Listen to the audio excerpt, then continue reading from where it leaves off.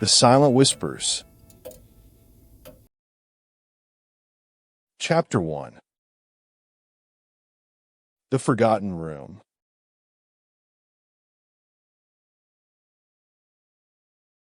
I can still smell the crisp autumn air, carrying with it the sweet scent of nostalgia and heartache as my twin brother Alex and I step out of our rental car onto the cracked driveway of our childhood home in Willow Creek.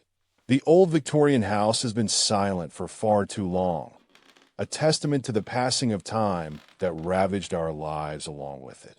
Our parents' sudden passing left us adrift, orphaned in this world. Yet, amidst grief's chaotic storm, there's something comforting about returning to where laughter once echoed through these halls and memories were forged. As we gaze up at its weathered facade, a chill creeps down my spine, a mix of fear and the familiar comfort that comes with rediscovering the past. The days blend together in an endless haze of settling our parents' estate. Boxes unpacked, memories unearthed from dusty corners, and life's mundane routine interrupted by the occasional flashback to happier times. It wasn't until one fateful evening, after the sun had surrendered to the night's embrace, that we dared venture beyond the familiar rooms. Our fingers traced the walls, tracing lines of wood beneath faded wallpaper as if searching for a tangible connection to our youth. In our quest, curiosity led us through doors left locked for far too long, a secret room hidden behind an antique bookcase in my father's study. The wooden door creaked under our touch, a sound echoing in the stillness like a silent whisper. We stepped into the attic, enveloped by an eerie silence broken only by the soft hum of the old house and the musty scent of decayed time. Dust danced through wisps of moonlight seeping from above, casting ethereal shadows on worn trunks and forgotten heirlooms. A mahogany desk sat in the center, adorned with a leather-bound diary, its cover embossed with an unfamiliar crest, a pair of interlocking crescent moons, and old photographs. Alex's gaze was riveted to one image, a woman resembling our grandmother, but years younger than any picture I remembered. "Grandma never spoke of this," he muttered, eyes wide behind wire-rimmed glasses. My own hands trembled as they closed around the diary's cool cover. The writing within was her hand, each entry penned with precision and urgency. Her words danced across pages stained with age, tales of whispers, shadows moving in corner silence, and an unspoken fear. Shadows, she called them, the living darkness that crept into dreams. She wrote of a room, a place where memories blurred and time lost all meaning. I turned to the final page, my breath caught by a single entry dated December 1942. I am compelled to find it. The Whispering Shadows. They hold the key. The last line, scrawled in red ink, flickering with an otherworldly urgency, read, "They will consume us."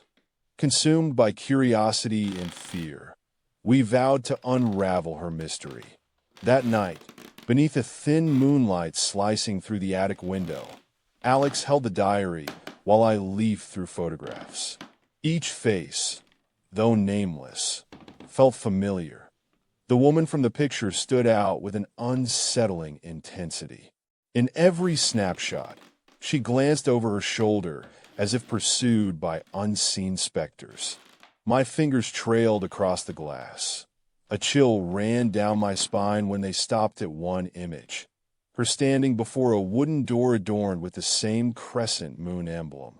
It looked almost inviting in this abandoned space. We exchanged a look, hearts pounding in unison. Lifting it from its frame, we found it unlocked. The door creaked open into musty darkness, revealing a room frozen in time. Portraits lined walls, our ancestors' faces watching us with somber expressions, their eyes seeming to follow as we ventured deeper. In the center, an antique desk sat under a single pendant light, casting long shadows that stretched and contorted like living tendrils of smoke. I pulled out a chair, running calloused fingers over intricately carved legs. A morbid beauty. Alex settled beside me with a sigh, his eyes roaming the photographs scattered about. "Grandma's room," he whispered, as if afraid to wake the ghosts buried within these walls. I opened the diary, voice trembling. "The attic holds secrets that will shake you to your core." Her words seemed an ominous promise on those first nights home. But tonight I wanted answers. With each word spoken aloud from the pages, a quiet hush settled over us. A stillness, so profound it was as if we'd stepped into her world. The whispers were coming. They swirled around us in an unsettling harmony, whispers of war and loss. Then, suddenly, the room went dark, plunging us into blackness. With our heartbeats, I spoke the next line. "Shadows move." Shadows? It was then that we felt it. A presence on either side, as if unseen specters encroached upon our space. My voice cracked out her words with growing desperation, each syllable echoing in that suffocating silence. The room flashed back to life, casting us in a pale glow once more. The air had thickened. The hairs on my arms stood at attention, and Alex's eyes widened. Shadows? Those damned, whispering shadows. We exchanged tense glances before scrambling down the stairs, slamming doors behind us as if we could keep what felt like malevolent presence contained upstairs. In bed, I couldn't shake the feeling those whispers lingered outside our door, a silent sentinel guarding Willow Creek secrets. The next morning dawns with a strange light, the sun hiding in the sky, casting long shadows that seemed to stretch and twist on their own accord.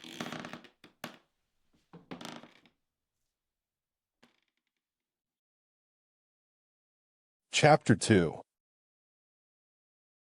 The Unseen Visitor.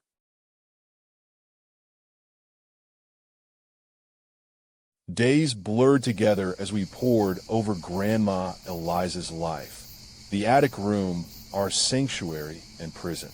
With each entry read aloud, we felt her presence, a guiding force or a warning. It wasn't until that fateful night I found myself alone in this sacred space, huddled beneath the pendant light, diary clutched to my chest. The air siphoned from my lungs as whispers became an urgent chant, secrets waiting to be unearthed. The room was alive with her voice, but there was no one present. Alex joined me soon after, and together we read aloud, desperate for explanation. Shadows swirled behind us, a living entity materializing into shadowy silhouettes that lunged, only to dissolve at the last moment before they reached us. It had begun. Our connection to the past, a bridge spanning decades, was undeniable. The door slammed open with enough force to rattle the frame, the diary torn from my hands. A chill swept across my skin as Alex's voice cracked in the darkness. "Why, Grandma Eliza? What whispers? Shadows." I spat out the word before they could consume us. In that instant, an icy breeze and a face, our grandmother's. Her eyes were hollowed by loss, yet filled with a resolute determination. "For your safety," she whispered, disappearing into darkness as suddenly as she appeared. With shaking hands, we clutched at the pages of her story, the room now a testament to our curiosity. In the morning light, each entry revealed more, of war and heartbreak, love lost in the midst of chaos. Her final words chilled me. "This house holds secrets. Find them before they consume you."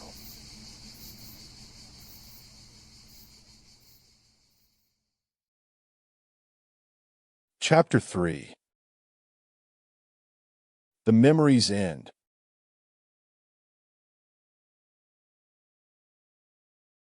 We've read every word. The room feels different now. Shadows flickered to life, forming a vortex drawing us in, a swirling maelstrom that pulled with an irresistible force. One step forward, and we were immersed, the attic consumed by an unsettling warmth, time unraveling as if the very fabric of reality tore apart. A figure stood before us, cloaked in raven darkness. It was Grandma Eliza from another era, arms outstretched. We had to follow her. In those final moments of sanity, I recognized a face, a soldier's, the woman from every photograph. His uniform, stained and tattered, bore the crescent moon emblem. Her emblem, etched into my soul as if marked by some unseen force. Eliza. Our eyes met. Sorrow carved deep lines on her face. War took him. She whispered before a hand brushed against my cheek, a cold caress that heralded our journey into time's abyss. We fell, descending through the veil of memory and history, the soldier's cries and pleas echoing in my mind. He stumbled back, hands clutching at his heart as bullets ripped apart his chest.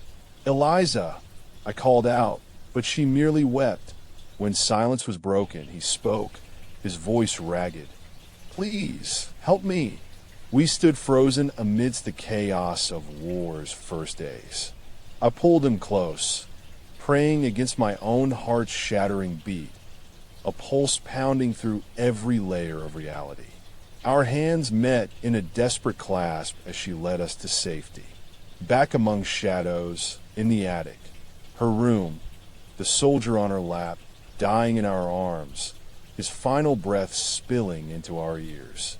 The whispers, they were no longer a mystery, but echoes of lives lived and lost during war's unending night. Our connection was forged across time by the power of an artifact, a relic that linked us to those who'd passed. In her eyes, we saw all they carried, the weight of secrets kept through a century of silence. The room reverberated with sorrow as Eliza vanished into dust and smoke, leaving two strangers bound in shared tragedy and curiosity. We could not escape the war, neither could we remain. As light crept back into our world, it revealed more than just loss. It revealed a connection to Grandma Eliza's spirit, a bond that would forever be marred by her legacy of secrets. The artifact, our family heirloom, now sat before us, pulsating with an eerie glow. Eliza whispered her final words as we clutched the object. The echoes began, whispers of love and loss from a life we could not understand. We were left to unravel the mystery she'd begun, lost in time, a testament to love's enduring power across eras. The room, once more, seemed to breathe in and out with us. Forged by Eliza, our souls would carry the weight of Willow Creek's tales, forever bound as her legacy. In a small village, far from home, we found ourselves face to face with those who had lived their stories. A century ago, yet feeling like yesterday, the soldier's final moments fresh in our minds. We've walked alongside death and love. There is no escaping these whispers now or finding peace unless we unshackle Grandma Eliza's legacy. In the quiet of that room, I knew our connection transcended time and bloodlines, drawn into a world where shadows danced with secrets whispered for centuries. Our hands tightened around the artifact, a symbol of lives lived and lost. The echoes had to cease. Otherwise, we'd be forever haunted by what lingered here, what she left behind. And in that moment, in the heart of Willow Creek's silence, I knew our task lay not just in finding their stories, but understanding them.